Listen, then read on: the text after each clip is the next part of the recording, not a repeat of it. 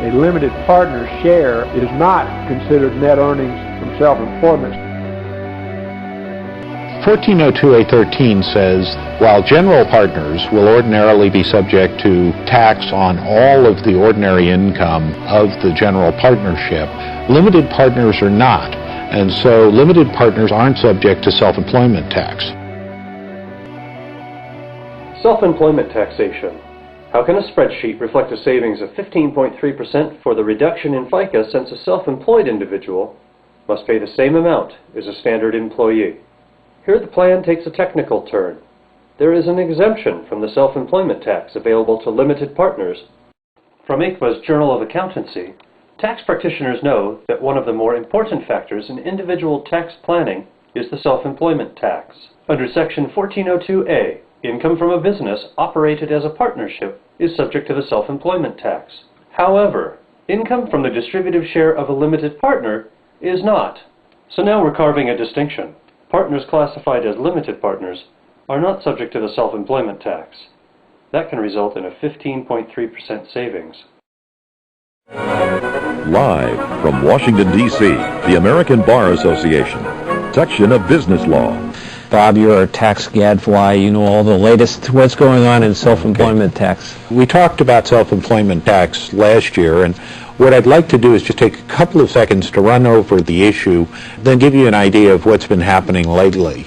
The self-employment tax has remained in a state of sort of dynamic equilibrium. That is, there's a fair amount of movement going on, but nothing seems to change. Basically what the stakes are. Self-employment income is income that is subject to employment taxes, and the employment taxes are 15.3%, so that you can look and see what the real tax cost of having self-employment income is. Is this something you can do something about? Well, 1402A13 says, while general partners will ordinarily be subject to tax on all of the ordinary income of the general partnership, limited partners are not, and so limited partners aren't subject to self-employment tax. Here, let's go back to IRS Publication 533, Self-Employment Tax. Join with me at the red arrow. Limited partner. If you are a limited partner, your partnership earnings are generally not subject to self-employment tax. However, guaranteed payments you receive for services you perform for the partnership are subject to self-employment tax and should be reported to you on line 15A of your Schedule K-1. The statute, section 1402, provides that a limited partner's share of the distributive income of a partnership is not considered net earnings from self-employment subject to the self-employment tax unless it's a guaranteed payment under section 707C. Guaranteed payments. We're going to have to talk about this. This is an important element of the plan. Let's head into this topic with the definition in hand. Partnership guaranteed payments. Guaranteed payments are payments to partners for services and are not based on the partner's share of partnership income. Guaranteed payments are generally subject to self-employment tax on the recipient's individual return. Well, back up here to that first sentence, second line at the end, and are not based on the partner's share of partnership income.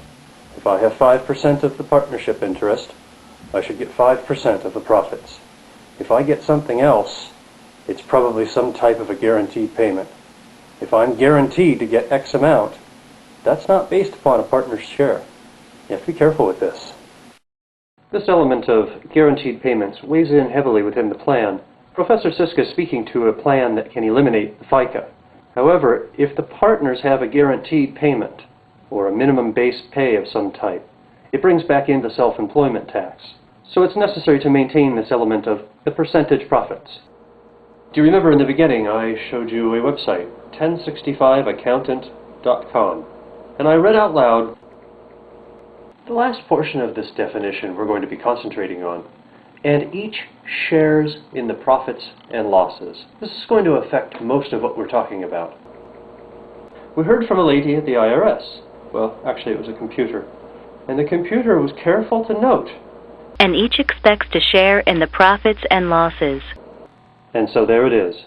In order for it to fall within the tax savings plan, it must be a percentage of the profits. It cannot be any type of a base rate, any type of a minimum payment. It must be a pure percentage of profits. Income of this kind is referred to as non-wage income.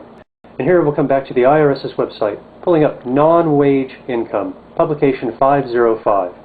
Non-wage income includes interest, dividends, rental income, unemployment compensation, etc. And the last one, and partnership income. Dividends.